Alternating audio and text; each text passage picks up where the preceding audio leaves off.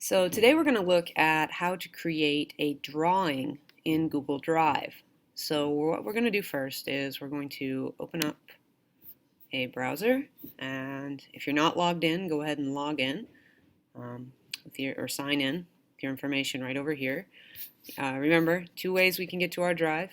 Go to our app squares, click on Drive, or come right over here and type drive.google.com. It will bring us right there. We can see we have all the things here that we've been building and saving. So in order to create a document, we come over here to Create, same place we come to create other things. And we come down here and click Drawing and open that right up. And at this point we have a blank page to do a drawing on. So what can we do with Google Drawing? Well, there's lots of neat little things we can do. First of all, we're going to give it a name. I'm just going to call it Sample Drawing. And if we want to go back and change this name later, just come over and maybe we want to call it Sample Drawing Transparency. We just type the new name in and there we go.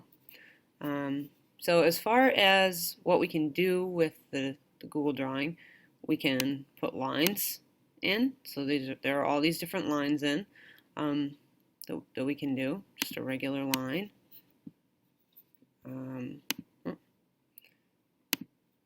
Okay, so we click on it and then we get the line. Okay, and then maybe we want another line. We'll do some parallel lines there. And then we can do arrows. We can do elbow connectors. Alright, so if we wanted to connect this to here.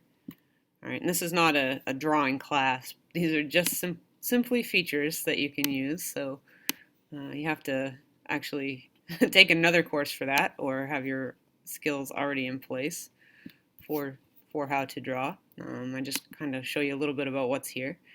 You can do curves, so point-to-point curves. See, you can make it curve, which is kind of neat. You can create some different shapes with that, so that's a lot of fun, and actually connect back to the beginning. Alright, and anyway, that's kind of neat. And then you can also do, get rid of that, you can do polygons, so you can do closed-in shapes if you want to, and if you can get it back to where you started, the drawing recognizes that as a closed-in shape. And you can change what color it is. Okay, purple, and maybe you want a yellow background. And anytime you want to go back and select something, click on this arrow, then you can select whatever you might want to select. And that's how to delete as well. So you select it, and then you hit delete. Select it, delete. So it's pretty easy to add and get rid of things. There's different shapes that you can have. I like these callouts. I think they're a lot of fun. I'll just make a star for now, I guess. And how about we make it yellow? With the border, we'll do a pink border. Okay, that'll be nice. And then you can do these equation symbols. You can do different kinds of arrows, which is really, a lot of fun and great to emphasize certain things. Classroom posters even would be good. And there's all these little shapes that you can do. Kids love this drawing program, and it's also a great literacy connection too, because they can create little comics on it, or they can illustrate some work they've been doing, and they really like that a lot. You can insert a text box, so just click on it and then type right in there, my new drawing. And then when you start typing, you get a text menu up over here, so we can highlight it, we can center it in that box, make it bigger. Okay, and let's say, well, 30 is not quite big enough, 36 is going to be too big, I want 32. You can type it right in on your keyboard, hit return, and there you go.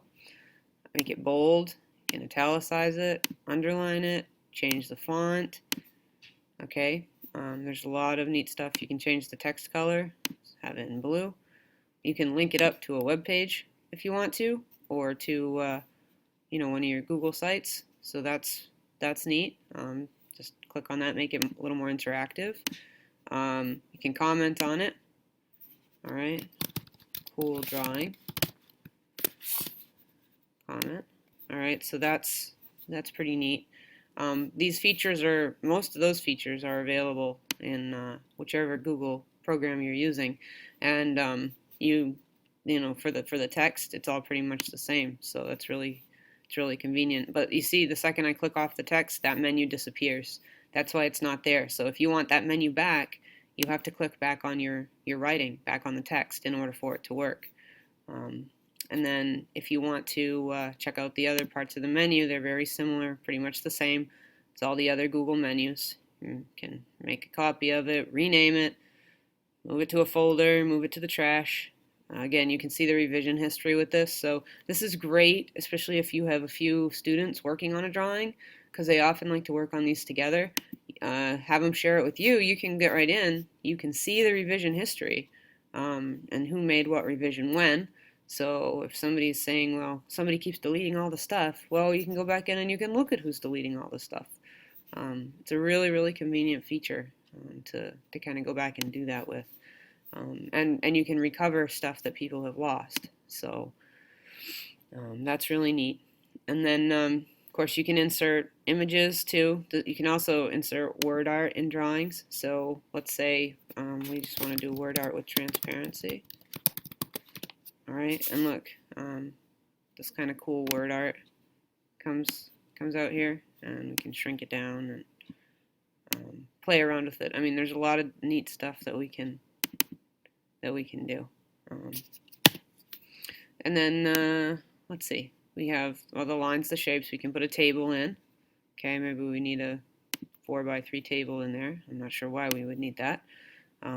Over this drawing, so we're just going to get rid of that. But there's definitely times when you want to put a table in, and they're very convenient. It's got all the dictionary tools and of course the help menu.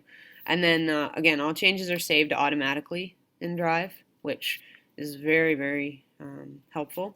And then maybe you want to share it, so you go over here, you click share, because by default it's just private to you. If you want to get a link, a shareable link that anyone can view, you turn the sharing on, okay? And then anybody with the link can view it.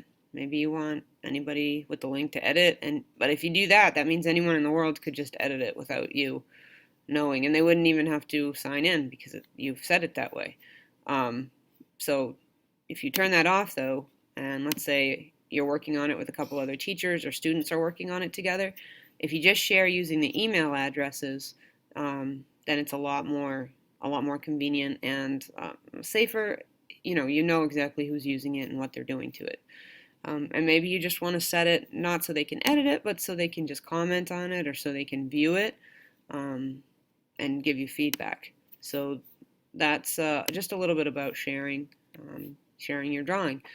So once you go back to your Drive, you'll see there's your sample drawing for transparency, and it will be right there when you're ready to go back and work on it. So this is just a basic introduction to drawings in Google Docs or Google Drive.